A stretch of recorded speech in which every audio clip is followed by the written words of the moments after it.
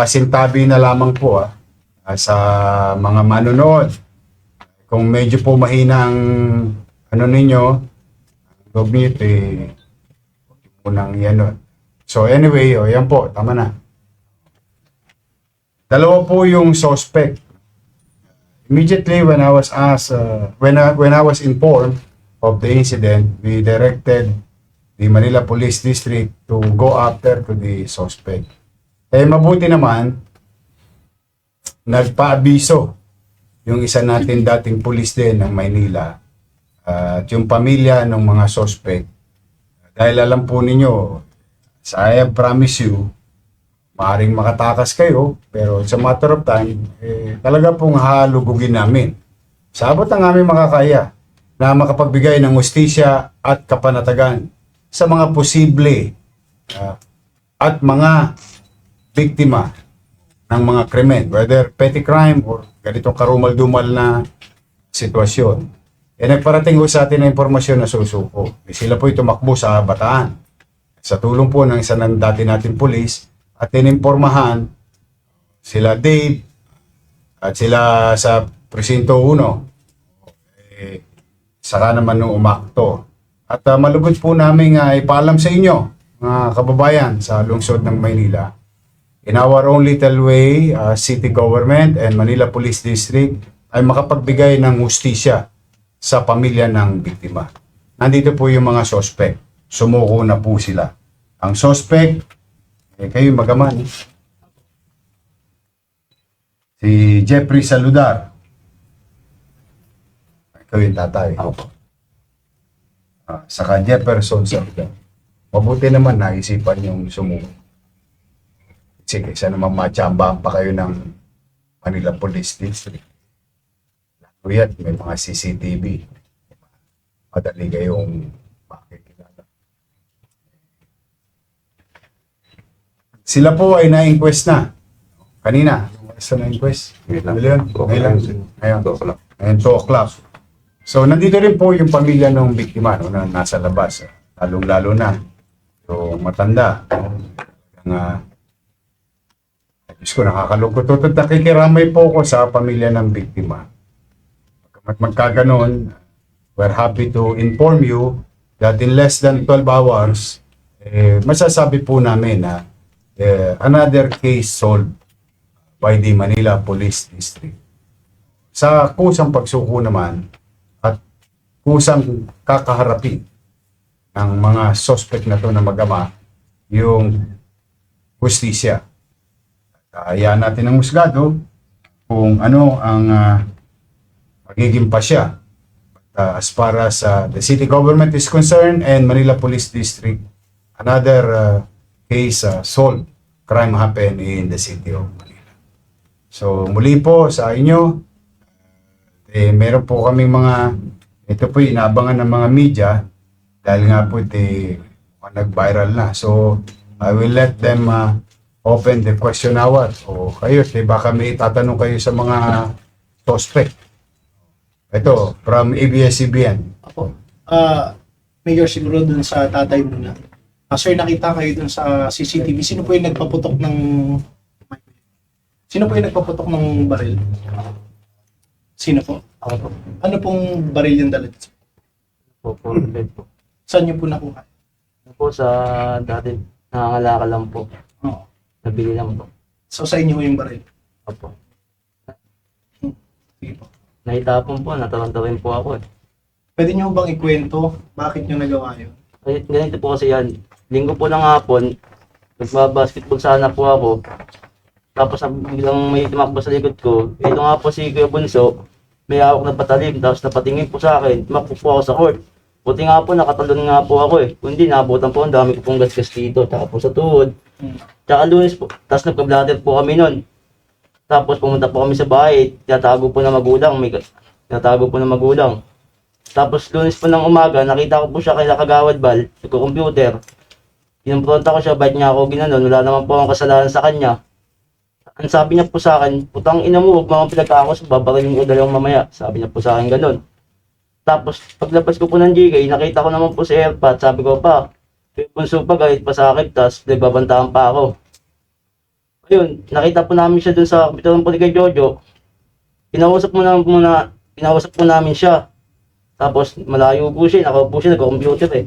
Doon po kami sa may pinto. Ayun, habang nag-uusap kami, imbis magpakumbaba siya kasi wala naman po akong kasalanan sa kanya. Pinagpipilitan niya po na may kasalanan ako sa kanya.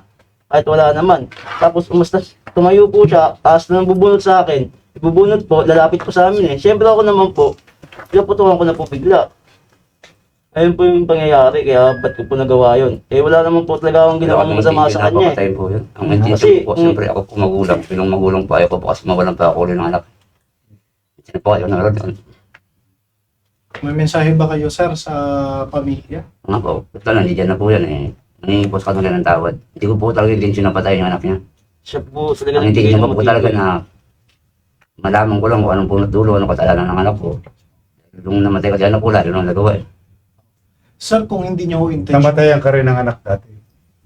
Ano naman ang Yan pangyari? po, meron pong nakaway po yung anak ko. Ito, Kaya paano naman yun? sa away. Hindi natanggap ng kapilang panig na taragabiyado yung anak nila ngayon. Yung pauwi ng anak ko galing trabaho, hindi na pa nga. Ano po mangyari sa anak ko eh? Wala nung kasalanan ng anak ko. Hirap talaga maging ama. Siyempre, pinumpronta ko siya. Hindi ko naman hangad talagang patayin siya. Kasi Ang hangad ko lang talaga na maliwanagan ko lang na kung anong kasalanan ng anak ko. Pero parang Kung pwede mareglo, kung kumbaga. ako po magulang, baka mamaya sa kanya humingi ng pasensya. Hmm. Wala naman, mabait naman po tayong tao. Pero, tinong po tayo sa gulero eh. Hmm. Kaya yun. Pero Yung maximum po sa amin ng bunot eh. Yung pamimigay lang din po namin buhay namin. Lalo po talaga, pamapatay po talaga yun. may dala ko ba siya? May dala Kung may siya. dalawa, hindi ko po bunot ng walang dala yun. Ano po yung dala niya? Maring ba ako chilyo, gano'n. Pero sir, kung hindi nyo intention nakita dun sa CCTV na talagang Sa galit na lang ilang po beses talaga. nyo nang Ang gigil eh. Yan nga. Kahit alam po talaga ng anak ko yun, sir. Dahil sa ano po eh. wala naman po Inabot po siya ng kutsilyo nun. Yung anak ko naman pang napiraman niya ng buhay ng araw na yun. Ano naman po ang anak ko. Wala naman po kasalanan yung anak ko. Saka marami pong testigo doon. Saka ayaw ko na rin ano. Marami pong magalaw. Tinawag po ako kasi may dayo nga po. Magalaw po. Hindi naman to droga-droga. Ay, Oh. wala po, po. mali po Nagugulat yun. na nga lang po kami. Mukha namang hindi gumagamit ka ba? Hindi po.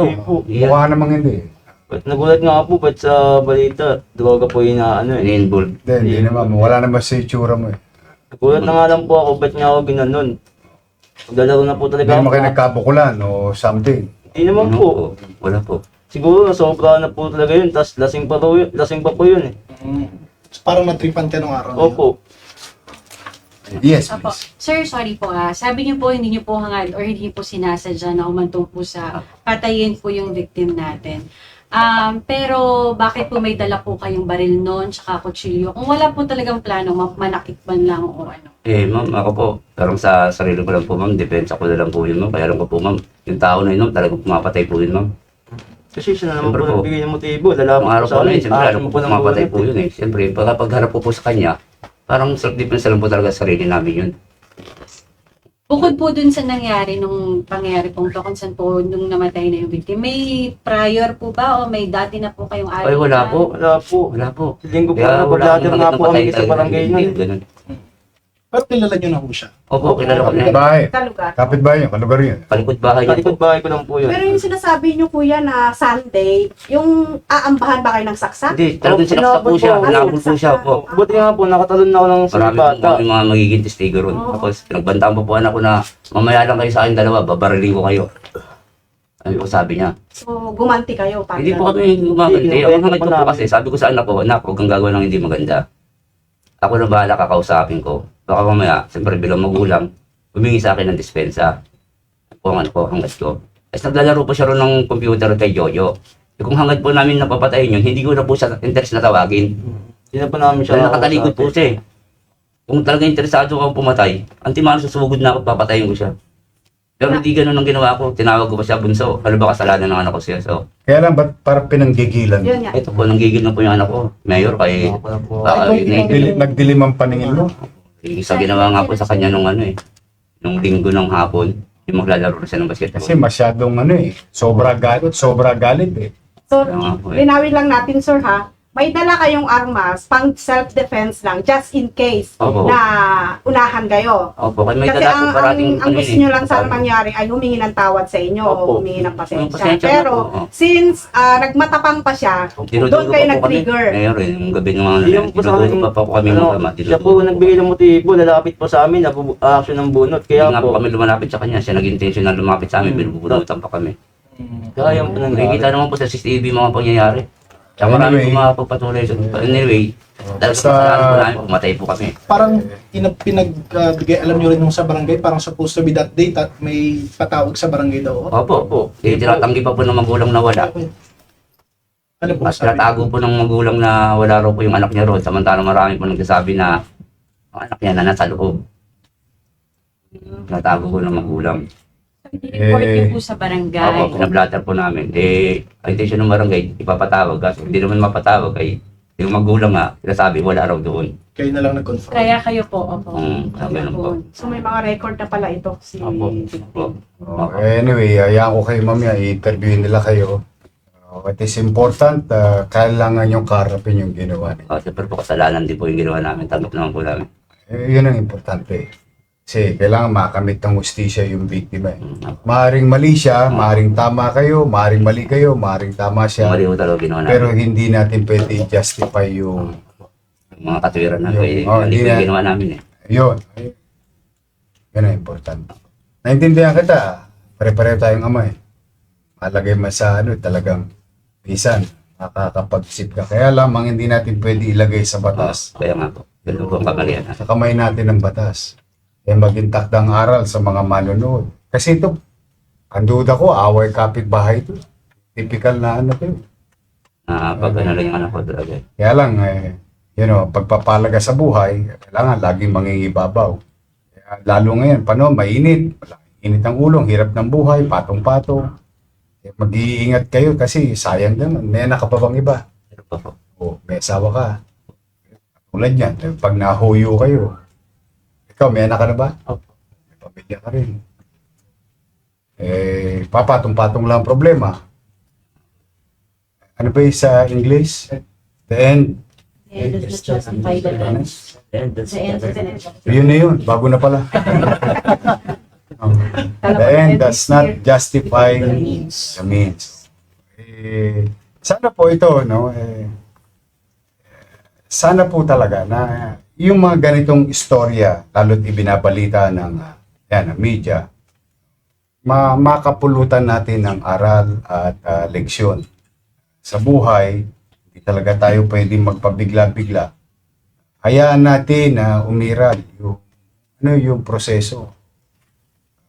Huwag natin ilalagay sa kamay natin ang batas. Napakahirap. Lalo sa Maynila mo gagawin. Kasi matter of time lang. Mabuti, sumuko nga kayo. Kung hindi rin mo kayo pakakaw, lalo na to.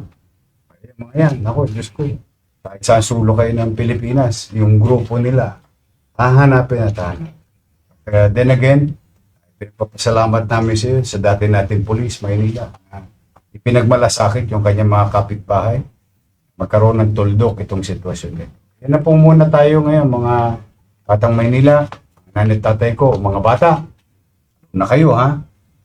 Kung minsan nakikita ko sa plaza, nag-showdown kayo. Diba? Para kayo lahat may balbon sa dibdib. Kita ninyo, dahil sa ganyan, nasasayang na pariwara eh. Sayang ang buhay. Mahalin nyo yan, isa lang yan.